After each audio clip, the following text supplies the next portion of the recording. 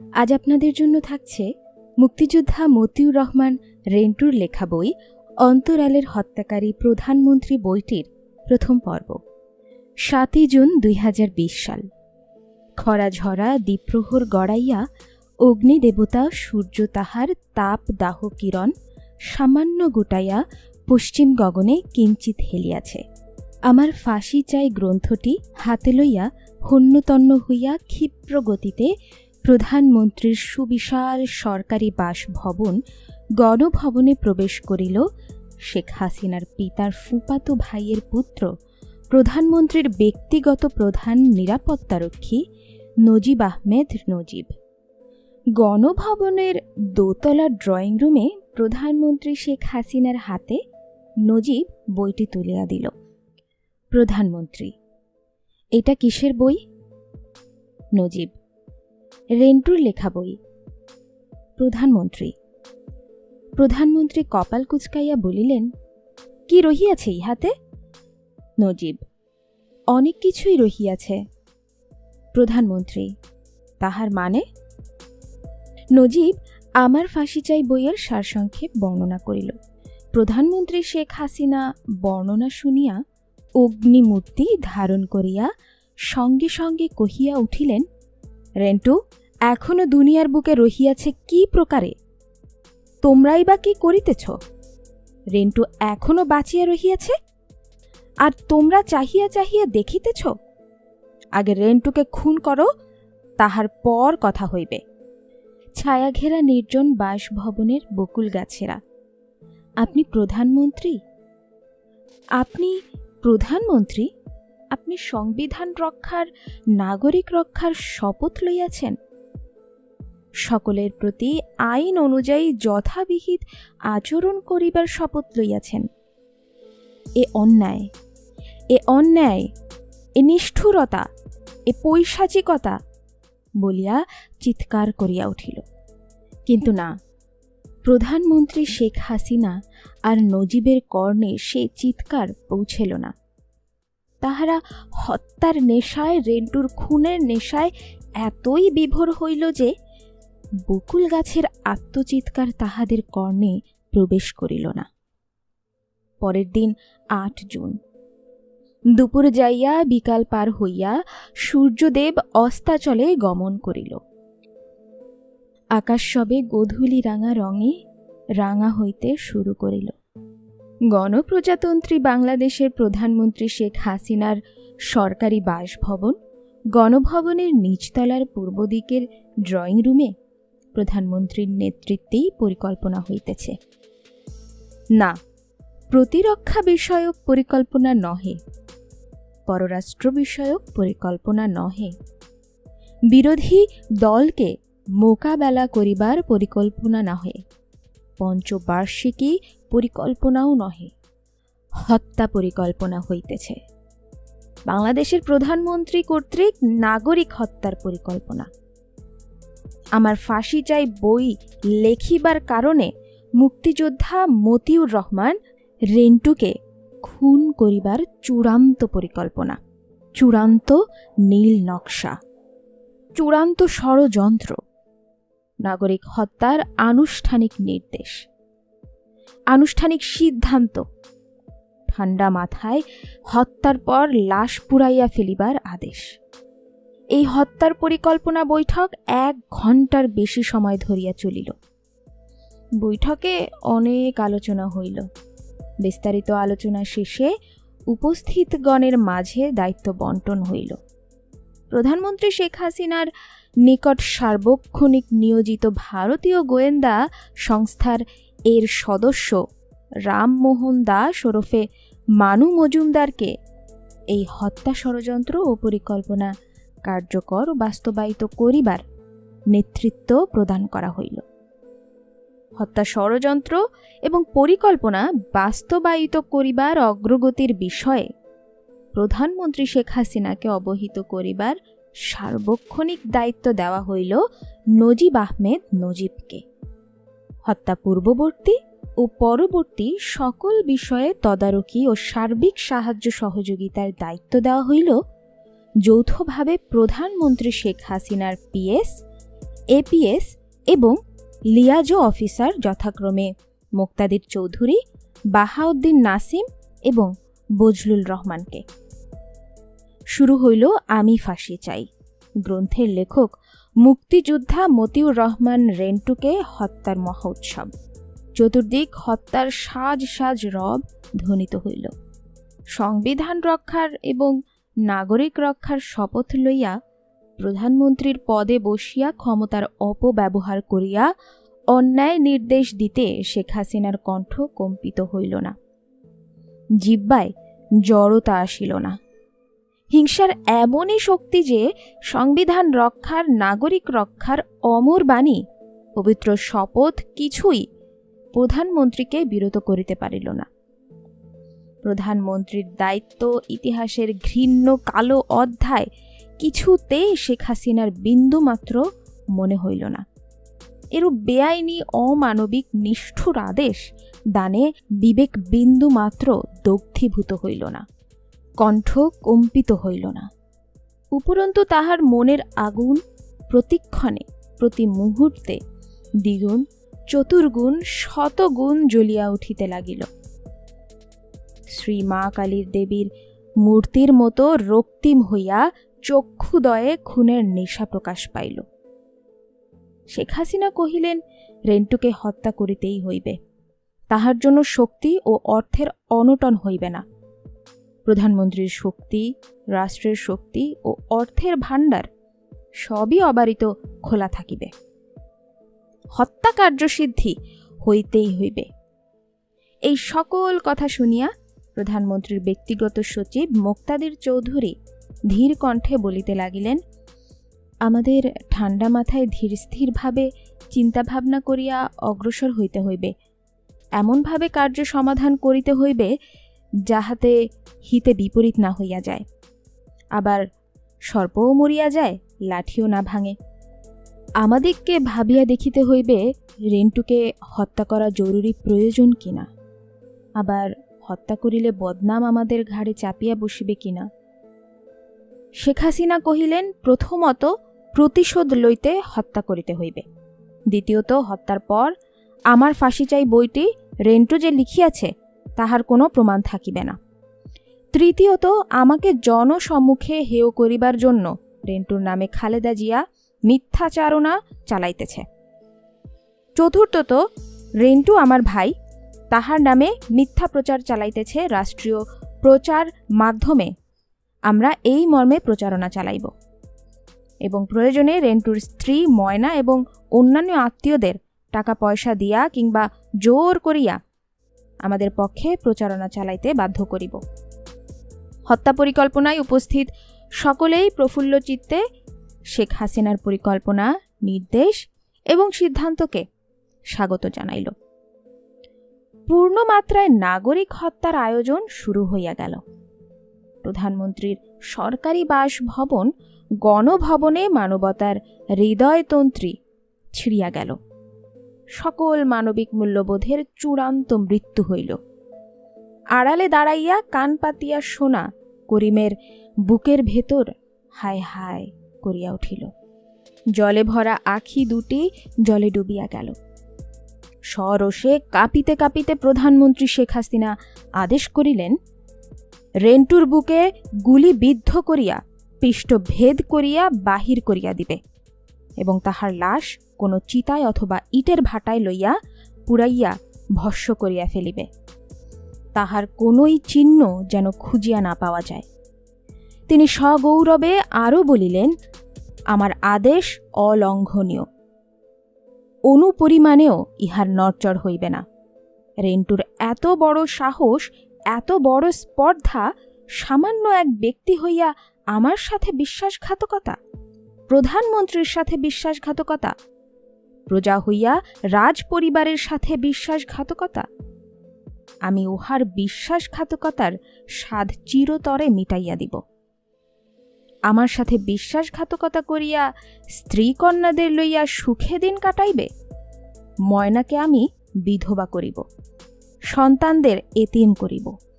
কে রক্ষা করিবে? খালেদা জিয়া রক্ষা করিবে? কাহার আশ্রয় গ্রহণ করিবে? রেন্টুকে হত্যা করিতেই হইবে। এই আদেশ দিয়া পাষাণ গঠিত নির্দয় হৃদয় কটা দৃশ্য নয়ন, মুখ স্মৃতে ও ললাটে হিংসার ভাব অঙ্কিত ভস্মীভূত বিকৃত ধাতুর উপর তৈরি এক মূর্তি প্রধানমন্ত্রী শেখ হাসিনা নাগরিক হত্যা ষড়যন্ত্র আটিতে লাগিলেন। শেখ হাসিনা কহিলেন, কি আশ্চর্য! রেন্টু আমাকে একের পর এক আক্রমণ করিতেছে। আমার বিরুদ্ধে হাইকোর্টে মামলা করিয়াছে, স্ত্রী কন্যাদের লইয়া প্রেস ক্লাবে আমার বিরুদ্ধে বিক্ষোভ করিয়াছে, দেশবাসীর কাছে সারা দুনিয়ার কাছে আমাকে হেয় প্রতিপন্ন করিবার জন্য, আমার পতন ঘটাইবার জন্য এখন বই লেখিয়াছে। আমাকে হত্যা করিতে কতটুকুই বা বাকি রাখিয়াছে, অথচ সে এখনো জীবিত আছে। এমন কোন যোগ্য পুরুষ কি তোমাদের মাঝে নাই যে রেন্টুকে চিরকালের জন্য শেষ করিয়া দিতে পারে, খুন করিতে পারে? ভারতীয় গোয়েন্দা সংস্থার এজেন্ট রামমোহন দাস ওরফে মানু মজুমদার শেখ হাসিনার কথা শেষ হতে না হতেই রোষ ভরে বলিতে লাগিল, কেন নাই? কেবল আদেশের অপেক্ষা। রেন্টুর মতো তুচ্ছ ব্যক্তিকে হত্যা করা কতক্ষণের কাজ? হৃদয় লৌহ নির্মিত, দেহ পাষাণে গঠিত প্রধানমন্ত্রী বলিলেন, যাহা তোমাদের প্রয়োজন হয় লইয়া লও, যাহা তোমাদের ইচ্ছা হয় করো। এক্ষুনি রেন্টুর মৃত্যুর সংবাদ শুনিতে আমি উৎসুক রহিলাম। ভারতের গোয়েন্দা রামমোহন দাস ওরফে মনু মজুমদার বলিতে লাগিল, তিলার্ধকাল বিলম্ব না করিয়া হত্যার আদেশ কার্যকর করাই এখন আমাদের উচিত এবং কর্তব্য। প্রধানমন্ত্রী শেখ হাসিনার অস্থির জ্বলন্ত হৃদয়ে আশার সঞ্চার হইল। বিষাদ কালিমা মুখে ঈষৎ হাসির আভা প্রকাশ পাইল। প্রধানমন্ত্রী কহিলেন, রামমোহন দাস যাহা বলিতেছে তাহাই যুক্তিসঙ্গত। যত বিলম্ব হইবে ততই অমঙ্গল হইবে। একথা বলিয়া রামমোহন দাসকে রেন্টু হত্যার চক্রান্ত ও পরিকল্পনার প্রধান দায়িত্বে নিযুক্ত করিলেন এবং হত্যার পর রেন্টুর লাশ চিতা খোলা শ্মশান ঘাট অথবা ইটের ভাটায় লইয়া পুড়াইয়া ভস্ম করিয়া ফেলিবার পুনরায় আদেশ করিয়া পাষাণ গঠিত নির্দয় হৃদয় শেখ হাসিনা সভা মুলতবি করিলেন।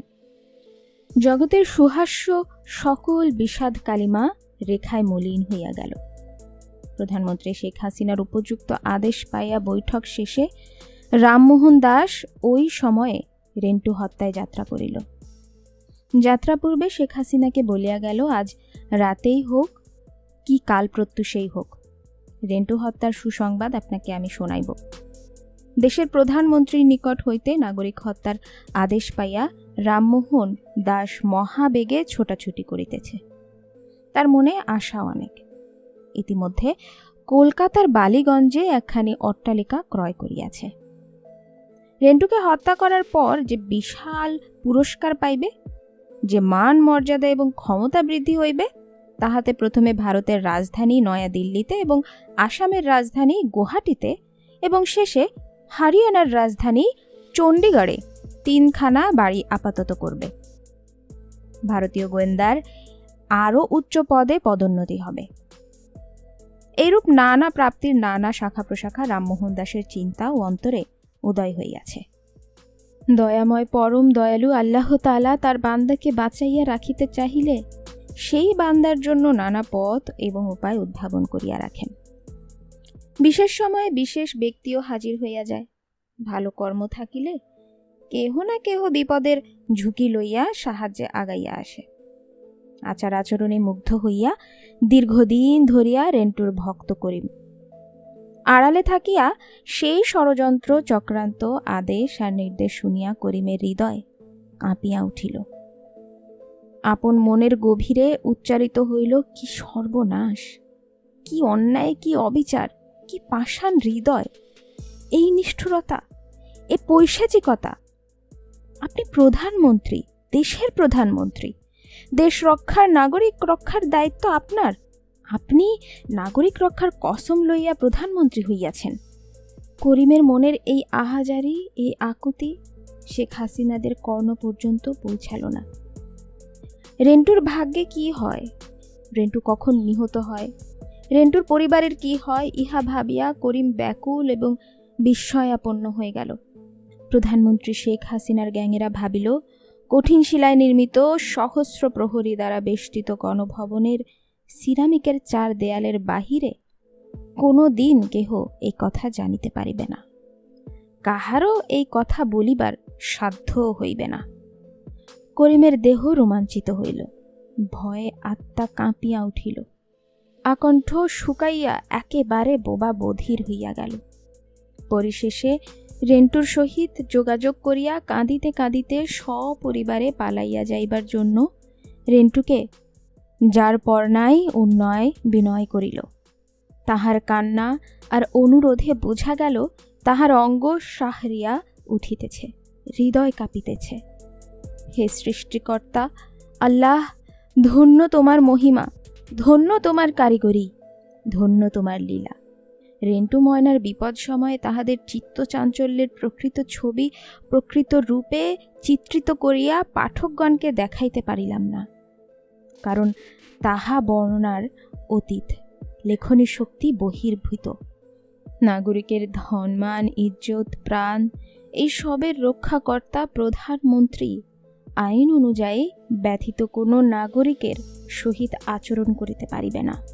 যদি করেন তাহা হইলে প্রধানমন্ত্রী শুধু রাষ্ট্র সংবিধান এবং আইনের ধারাই দণ্ডিত হইবেন না, সৃষ্টিকর্তা আল্লাহর নিকটও দায়ী হইবেন, দোজকের অগ্নিতে দগ্ধীভূত হইবেন, ইহা হইতে নিস্তার নাই।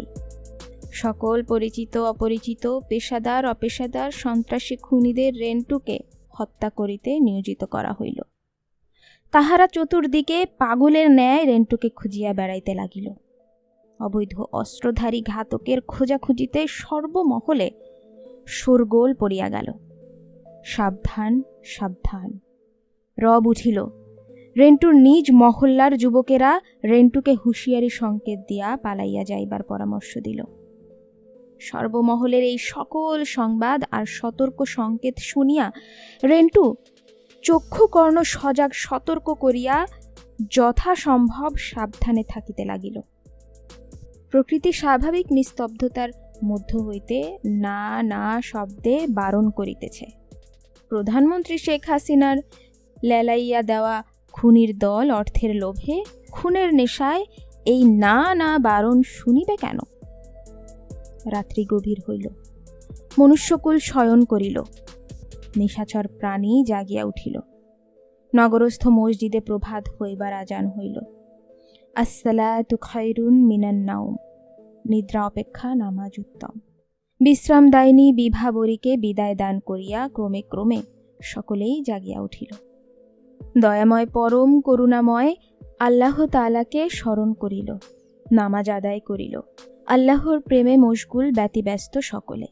তবে প্রধানমন্ত্রী শেখ হাসিনা ঘোর নিদ্রায় নিমজ্জিত।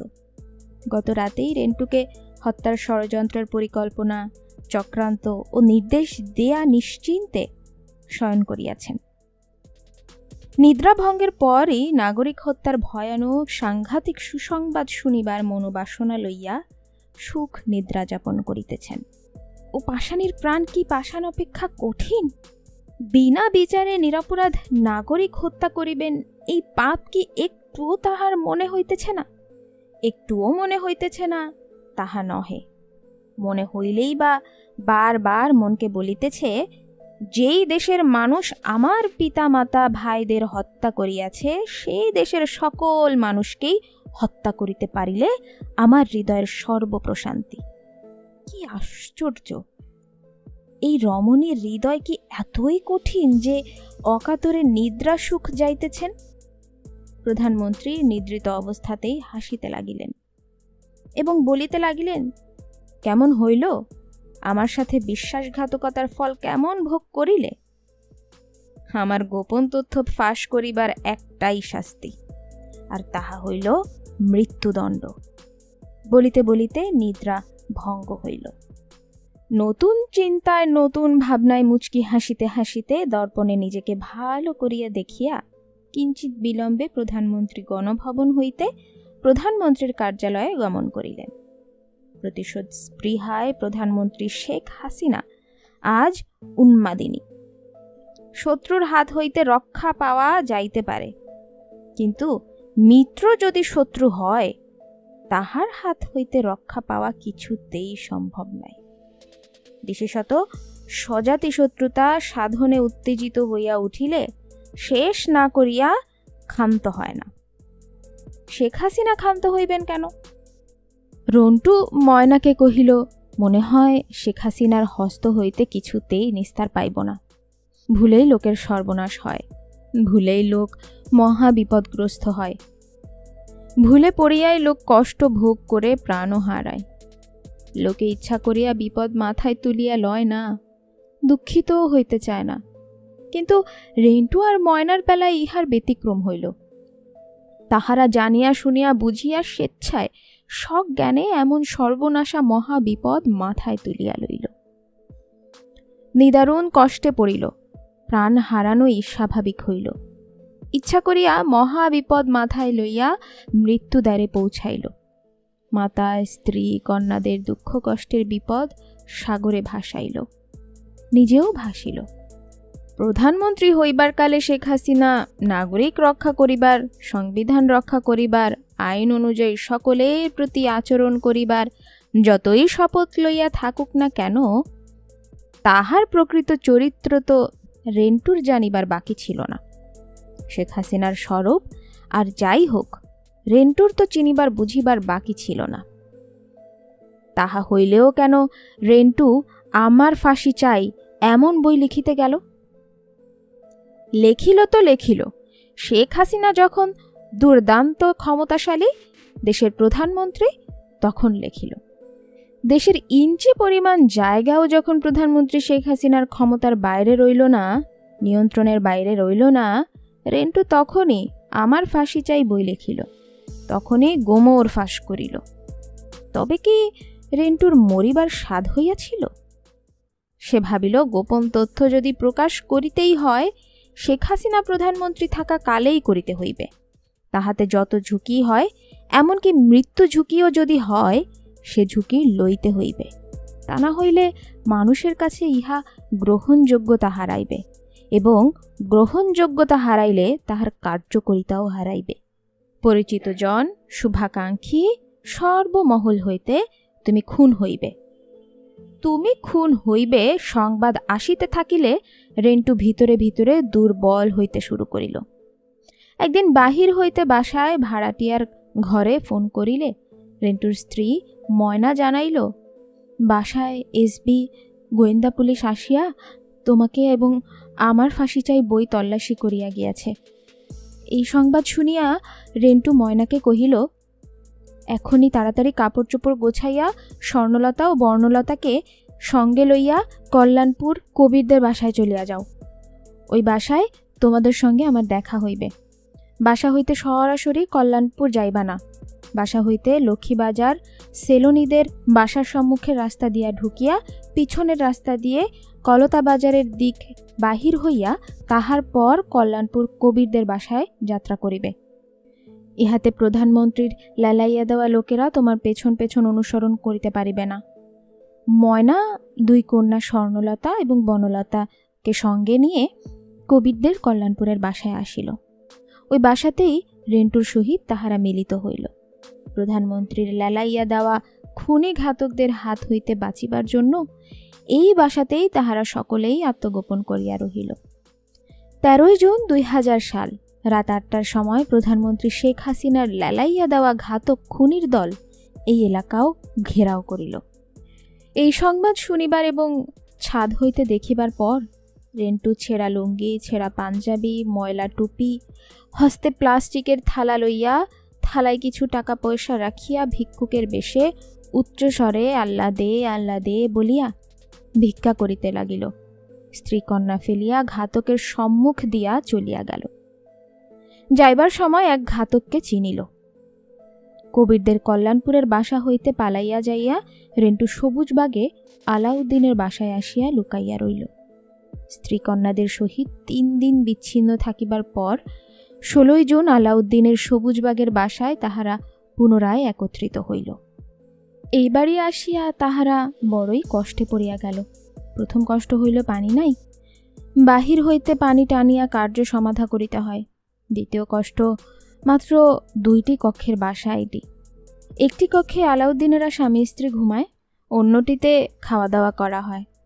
কক্ষ 2টি আকারে খুবই ছোট। বড় কষ্ট বড় কন্যা স্বর্ণলতা স্কুলে যাইবার জন্য এবং নিজ বাড়িতে যাইবার জন্য কাঁদিতে আরম্ভ করিল। ছোট কন্যা বনলতার 2-2.5 বছর বয়স হইয়াছে। নতুন হাঁটা শিখিয়াছে, নতুন ধরা শিখিয়াছে।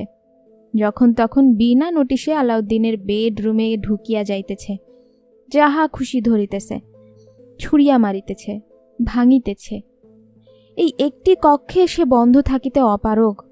আলাউদ্দিনের 2 জনের ছোট একটি সংসার, তার উপর রেন্টুদের 4 সদস্যের এক বিশাল বোঝা। দাঁড়াইবার জায়গা নেই, বসিবার জায়গা নেই, শুইবার জায়গা তো প্রশ্নই আসে না। নানাবিধ সমস্যায় ইহারা জর্জরিত হইল।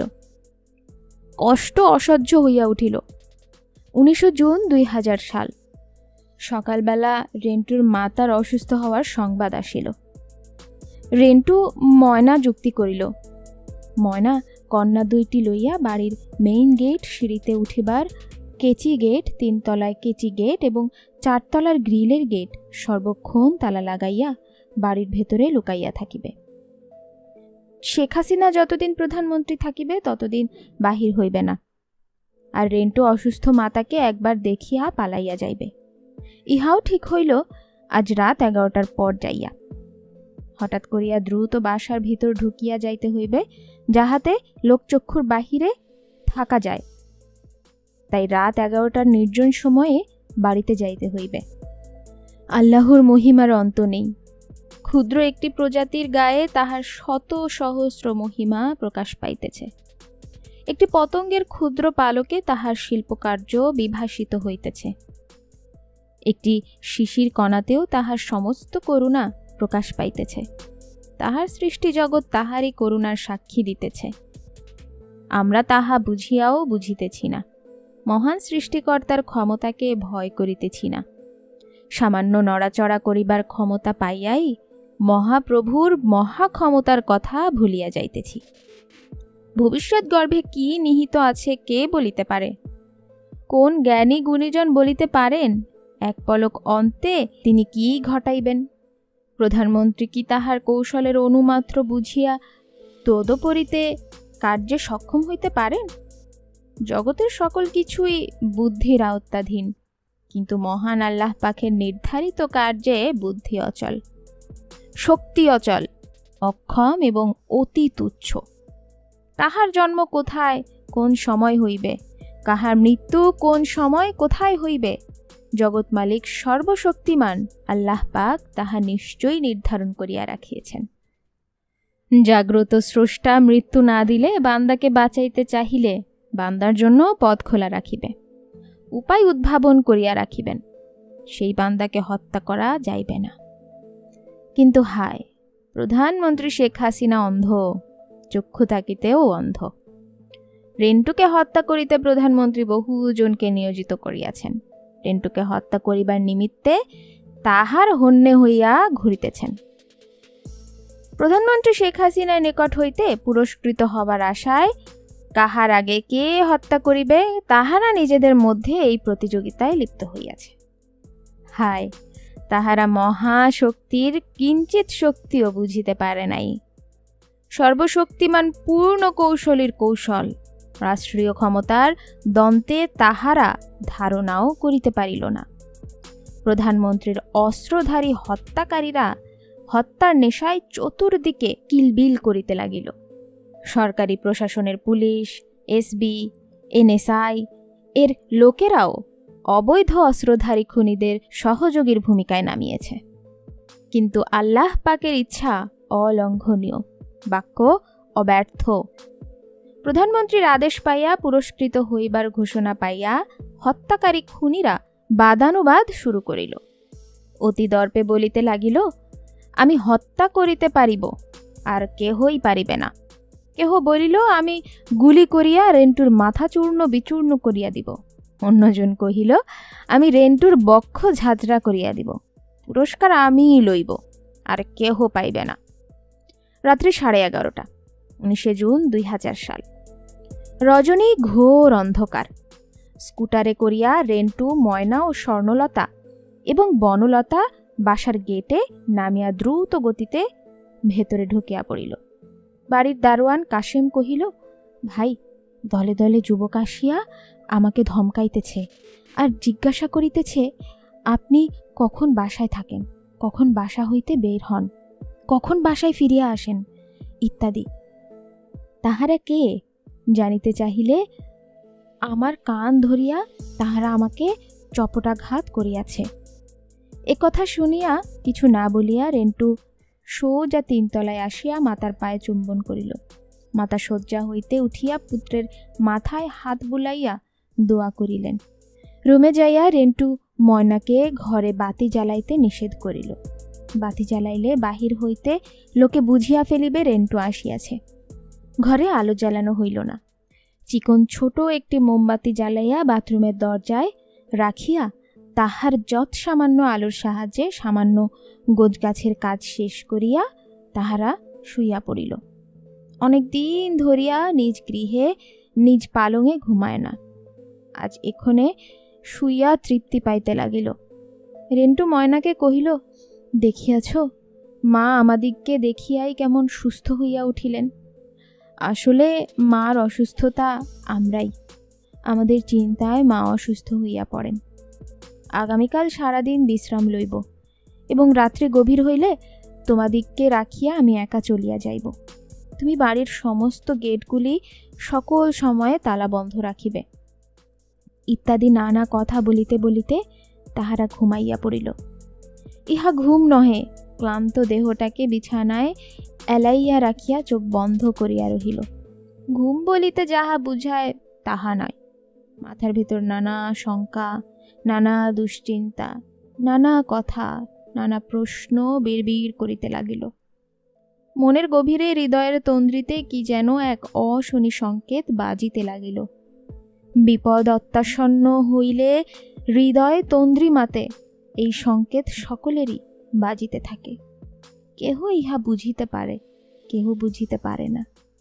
রেন্টু এখানে ইহা স্পষ্ট বুঝিতে পারিতেছে। তাহার মনন জগতে জানান দিয়াছে প্রধানমন্ত্রীর নিয়োজিত খুনি ঘাতকরা তাহাকে হত্যা করিবার জন্য ঘিরিয়া ফেলিয়াছে। রাত্রি পোহাইল, মসজিদে ফজরের আজান ধ্বনিত হইল। রেন্টু শয্যা ছাড়িয়া নামাজ আদায় করিয়া পুনরায় বিছানায় শুইয়া রইল। সময় তখন ভোর 5:30। 3 তলা হইতে কাজের মেয়ে সোমা আসিয়া ডাকিয়া বলল, মামা, আপনাকে একটি লোক ডাকিতেছে। রেন্টু কহিল, আমি বাসায় আছি, তুই বললি কেন? কে এই লোক? কোথা হইতে আসিয়াছে? সোমা কহিল, জানি না। রেন্টু সিঁড়ির কাছে আসিয়া দেখিল আগন্তুক যুবকটি তাহার মাতাকে বলিতেছে, আমি ধানমন্ডির মধু। ততক্ষণে রেন্টু আগন্তুক যুবকের চেহারা দেখিয়া বলিল, ও তুমি? কি বিষয় ভাই, এত ভোরে তুমি আসিলে? মধুকে ভালো করিয়া লক্ষ্য রাখিয়া গ্রিলের তালা খুলিয়া তাহাকে ভেতরে ঢুকাইয়া আবার গ্রিলে তালা লাগাইয়া দিল। মধুকে রেন্টু চেহারায় ও নামে চেনে। কোথায় থাকে তাহাও শুনিয়াছে। সে ছাত্রলীগের ছেলে। মধু কহিল, ভাই, আপনাকে তো পাওয়াই যায় না। সকাল 7টায় আসিলে বলে নাই, 10টায় আসিলে বলে নাই, দুপুরে আসিলে বলে নাই, বৈকালে আসিলেও বলে নাই, রাতে আসিলে বলে নাই। তাই আজ নাস্তা না খাইয়া সেই সাজ সকালে আসিয়াছি। গত কয়েকদিন ধরিয়া আমি আপনাকে খুঁজিতেছি। রেন্টু কহিল, হ্যাঁ, গত কয়েকদিন আমি বাসায় ছিলাম না, কিন্তু কিসের জন্য তুমি আমাকে খুঁজিতেছ? মধু কহিল, না, তেমন কিছু না, বহুদিন হইল দেখা হয় না, তাই। রেন্টু কহিল, দেখা হয় না তাই দেখিতে আসিয়াছ? আমার সঙ্গে কেউ দেখা করিতে আসিতে পারে তাহা তো আমি চিন্তাও করিতে পারি না মধু। দয়াময় পরম দয়ালু আল্লাহ পাকের কি ইচ্ছা তাহা তিনি ভালোই জানেন। অতীতে অনেকেই রেন্টুর সহিত দেখা করিতে আসিত এবং ঘণ্টার পর ঘণ্টা তন্ময় হইয়া রেন্টুর কথা শুনিত। মধুর এখানে আসাটা রেন্টুর সহজ করিয়া না লইলেও কঠিন করিয়া লইল না। মধু কহিল, শেখ হাসিনা আন্তা একটি বিশ্বাসঘাতক বেঈমান, আপনার সহিত বেঈমানি করিয়াছে। আমাকে ছাত্রলীগের সভাপতি করিবার ওয়াদা করিয়াও করিল না। বেইমান নিমক হারাম। বেইমানই তাহার 1 নম্বর পেশা ও নেশা। রেন্টু কহিল, তুমি আমার নিকট কেন আসিয়াছ? মধু, আমি তো এখন ব্যবসা বাণিজ্য শুরু করিয়াছি, তাই আপনার নিকট আসিয়াছি। স্ত্রী পরিবার লইয়া আর্থিক অনটনে রহিয়াছি, কষ্টে রহিয়াছি। রেন্টু, আমার নিকট? আমি নিজেই এখন বেকার জীবনযাপন করছি।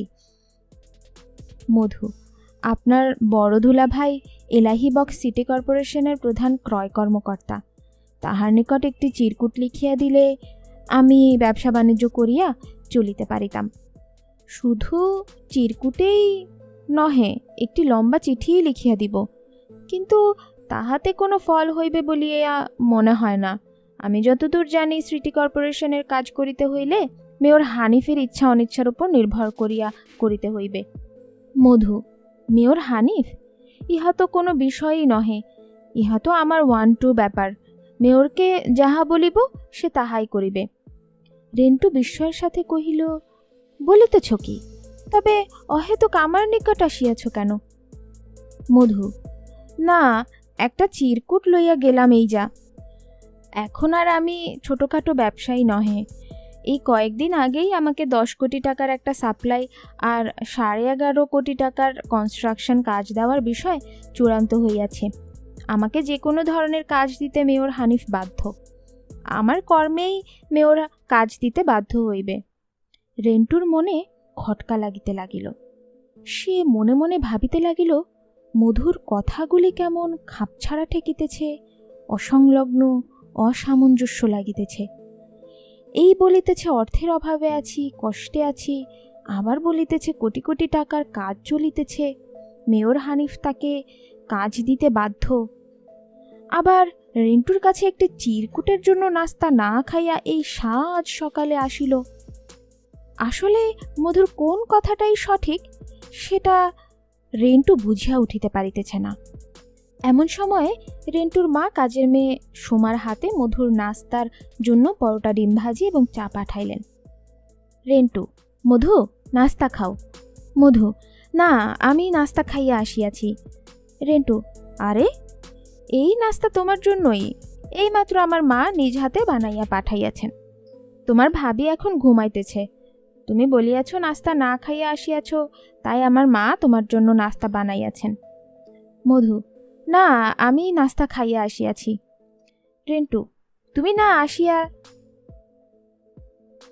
না আসিয়াই আমার মার সম্মুখে বলিলে আজ নাস্তা না খাইয়া আসিয়াছি। মধু, তাই নাকি? আসলে কি বলিতে কি বলিয়া ফেলেছি। রেন্টু, লও, নাস্তা খাইয়া লও। মধু, না, আমি নাস্তা খাইব না। রেন্টু, আরে আজ না হয় নাস্তা 2 বার খাইলা, খাও। মধু, না না, আমি খাইতে পারিব না। রেন্টু, একবার খাইয়াছ বলিয়া আর একবার নাস্তা খাওয়া যাইবে না। আমার মা নিজ হস্তে তোমার জন্য নাস্তা বানাইয়াছেন, তুমি তাহা খাইবে না? আরে বোকা, মুরব্বির কথা ভাবিয়াই না হয় খাও। মধু, ঠিক আছে, ঠিক আছে, আমি চা পান করিব। রেন্টু, ঠিক আছে, নাস্তা আমি একাই খাই। কথার শব্দ পাইয়া পাশের ঘর হইতে রেন্টুর শিশুকন্যা বনলতা ঘুম হইতে উঠিয়া সোজা রেন্টুর কোলের ভিতর আসিয়া বসিল। রেন্টু, জানো মধু, এইটা আমার ছোট কন্যা। আমি দয়াময় পরম আল্লাহ পাকের নিকট ইহাকে চাহিয়া আনিয়াছি। প্রধানমন্ত্রী যখন আমাকে আর তোমার ভাবিকে সরাসরিভাবে অবাঞ্ছিত ঘোষণা করিলেন, তখন আমি সিদ্ধান্ত নিয়াছি আমরা আর শেখ হাসিনার নিকট ফিরিয়া যাইব না। আমরা তাহার গোপন কথা পুস্তক আকারে ফাঁস করিয়া দিব, তাহার বিরুদ্ধে লড়াই করিব। এই লড়াইয়ে আমার একটি কন্যা সন্তান যথেষ্ট নহে। তখন দয়াময় পরম দয়ালু আল্লাহ পাকের নিকট আমরা আর একটি সন্তান প্রার্থনা করিলাম। দয়াময় দয়া করিয়া আমাদেরকে এই সন্তান দান করিলেন। মধু, আর বলিবেন না, শেখ হাসিনা একটি প্রতারক ছাড়া আর কিছুই নহে। ছাত্রলীগের সভাপতি করিবে বলিয়া আমাকে দিয়া কত কাজ করাইয়াছে, কত অস্ত্র দিয়া কত জায়গায় সন্ত্রাসী করাইয়াছে, অথচ আমাকে ছাত্রলীগের সভাপতি করিল না, কথা দিয়া কথা রাখিল না। রেন্টু: জানো মধু, এইসব কাহিনী প্রকাশ করিয়া আমি একটি বই লিখিয়াছি। মধু: তাই নাকি? কই দেখি, বইটা দেখি। রেন্টু: বইটা এই মুহূর্তে বাসায় নাই। ওই গ্রন্থে আমি প্রধানমন্ত্রী শেখ হাসিনার অনেক গোপন কাহিনী ফাঁস করিয়া দিয়াছি। আমি শুনিয়াছি, জানিয়াছি এবং দেখিতেছি প্রধানমন্ত্রী শেখ হাসিনা আমাকে হত্যা করিবার চেষ্টা করিতেছেন। আল্লাহ পাক বাঁচাইয়া রাখিলে তো আর হত্যা করিতে পারিবেন না। মধু: ভাই, আমাকে একটা বই দিন। আপনার কথা শুনিয়া আমার দারুণ আগ্রহের সৃষ্টি হইয়াছে, আমাকে একটা বই দিন। রেন্টু: সত্যিই আমার নিকট এখন বই নেই, থাকিলে আমি তোমাকে অবশ্যই দিতাম। মধু: তুমি কি বিবাহ করিয়াছ? মধু: করিয়াছি। রেন্টু: বাচ্চা হইয়াছে? মধু: 1 মেয়ে। রেন্টু: আমার 2 মেয়ে, তোমার 1 মেয়ে। মেয়েই ভালো। মেয়ে না হইলে বাবার আদর বোঝা যায় না, স্বাদও বোঝা যায় না। এই যে দেখো না, ঘুম থেকে উঠিয়া মায়ের খোঁজ নাই, সোজা বাবার কাছে আসিয়া হাজির। মধু: আমি একটু বাথরুমে যাইব। রেন্টু: চলো, ওই যে সোজা বাথরুম। মধু বাথরুমে গেল। মধুকে প্রথম হইতে কেমন অস্থির চঞ্চল মনে হইতেছে। মধু কথা বলিতেছে ঠিকই, কিন্তু তাহাকে স্বাভাবিক সুস্থ মনে হইতেছে না। কি একটা অস্থিরতা, একটা অস্বাভাবিকতা তাহার ভেতরে কাজ করিতেছে। এত কথার মাঝেও মনে হইতেছে মধু তাহার ভিতরে কিছু একটা লুকাইয়া রাখিয়াছে, যাহা সে বলিতেছে না। বাথরুম হইতে মধু বাহির হইয়া আসিল, কিন্তু মধুর প্যান্টের চেইন খোলা। মধু সোফার উপর বসিল, প্যান্টের খোলা চেইন হাঁ করিয়া রহিল। খোলা চেইনের ফাঁক দিয়া তাহার জাঙ্গিয়া দেখা যাইতেছে, কিন্তু এই দিকে তাহার কোনো খেয়াল নাই। মধু: আপনি বাইরে যাইবেন কখন? কোথায় যাইবেন? কখন ফিরিবেন? রেন্টু: না, আজ আমি বাইরে যাইব না। মধু: সারাদিন ঘরেই থাকিবেন? রেন্টু: তোমার প্যান্টের চেইনটা লাগাইয়া লও। মধু থতমত খাইয়া: ও। রেন্টু: আমি আজ বাইরে যাইব না। কেন, তুমি কি কোথাও যাইতে চাইতেছ? মধু: না, এমনিতেই জিজ্ঞেস করলাম। রেন্টু: আচ্ছা মধু, প্রধানমন্ত্রী আমাকে জেলে না লইয়া সত্যিই মারিয়া ফেলিবেন? মধু: না না, শেখ হাসিনা হত্যা করিবার লোক পাইবে কোথায়? কে শেখ হাসিনার কথা শুনিবে? শেখ হাসিনা বলিল হত্যা করিয়া ফেলো, আর অমনি একজন আসিয়া হত্যা করিয়া ফেলিবে, ইহা হইতে পারে না। কে শেখ হাসিনার কথায় মানুষ খুন করিবে? আমাকে কহিলে আমি তো শুনিব না, ইহা হইতে পারে না। প্রধানমন্ত্রী চাহিলেও কেউই আপনাকে খুন করিতে আসিবে না। যে আপনাকে খুন করিবে তাহার লাভ কি? আপনি নিশ্চিন্ত থাকিতে পারেন, এমন কিছু করিতে চাহিলেও করিতে পারিবে না। আপনি কি বাইরে যাইবেন না?